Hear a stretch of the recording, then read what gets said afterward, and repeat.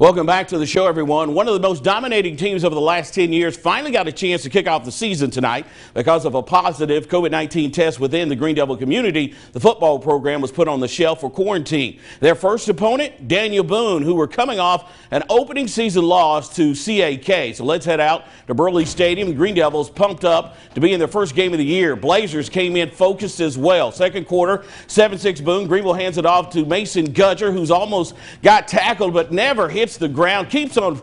That's unbelievable. If you don't hear the whistle, you keep going. That. It makes his way to the end zone. 2-point conversion makes it 14-7 at the break. Third, Blazers hand it off to Devon White. He makes a few defenders miss before finding the end zone. His second touchdown of the game makes it 21-14. Let's jump to the fourth. 28-14. Devils quarterback Drew Gregg drops back, finds Gudger again. Gudger almost gets tackled. What? Has he got grease on his jersey? No, watch him roll over. The whistle did blow. The whistle did not blow. Doesn't hear a whistle, so he keeps running, finds the end zone to make it 34-21. Key missed extra point. Next Boone possession, the heart and soul of this team. White, awkward fall as he gets tackled. Hard to tell what exactly happened. Word is he may have broken his leg as he gets carted off the field. We wish him the best, but this became a rally cry for the Blazers. Very next play, Jackson Jenkins has a great game, finds wide out Phillip Page down the sideline. He scores to make it 38-24. He puts up 1-4 in his fingers for Devon White, and they wanted to win this game for this kid.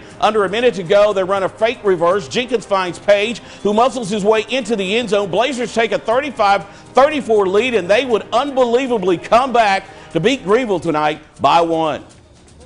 You know, to have our leader go down, you know, really in front of us there, and to be down 14 points 2 different times, and our kids really come back and made enough plays at the end. And you know, it was everybody. Our offensive line played well, our quarterbacks played well, receivers. You gotta say everything we do is for him. He went down, he got hurt, he got lifted out of here, and everything we do is gonna go towards him, and we ain't gonna let him down by that. And as a team, the last thing we're gonna let happen is be a letdown. Last week we didn't play real good on offense, and this week our mindset was we gotta run the football. When we run the football, passes open up. We got a lot of confidence right now, and hopefully that'll strive us to be a better football team.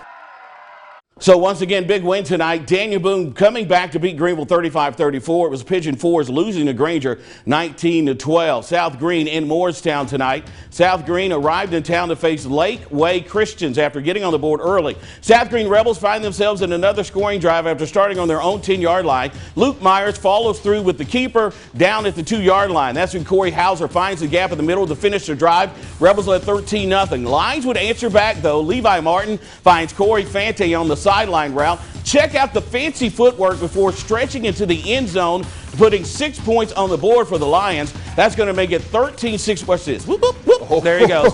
Then stretches into the end zone. Later, the Rebels run back the kickoff return, but several penalties against it would bring the ball back to the 15-yard line to start over. Didn't matter. Rebels would battle back down the field. Once again, Hauser takes it to the house. As we go to the board, all South Greene tonight, they went on to win 49-12. Ray County over Jefferson County, 49-24. Jesse?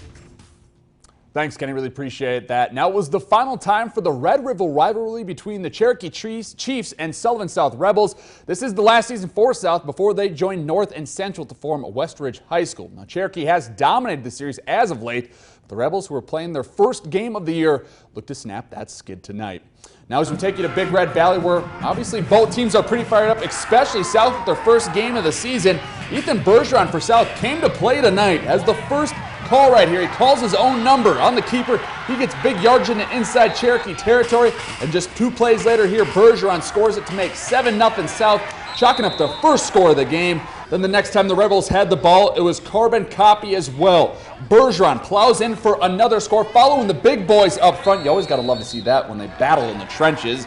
Then in the second quarter, Bergeron passes the ball to Brody Ratliff on 4th down, and they're just going to keep on moving the chains. Keep that drive alive as well. Shakes the defender as well. Gets taken down, but that is a first down. Then Bergeron gets the hat trick here as he scores once again.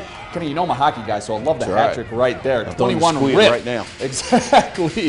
Then just before the half, Bergeron scrambles around his left and finds Blake Chandler wide open on the long scoring pass and has opened up 28-0 South, and they just continue to roll in this one in dominating fashion. We didn't know how South was going to come out.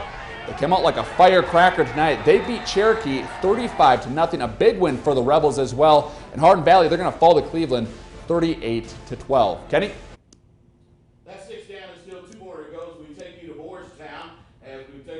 back at the highlights as Cherokee, as we go to the No Cherokee cheerleaders. We are Cherokee!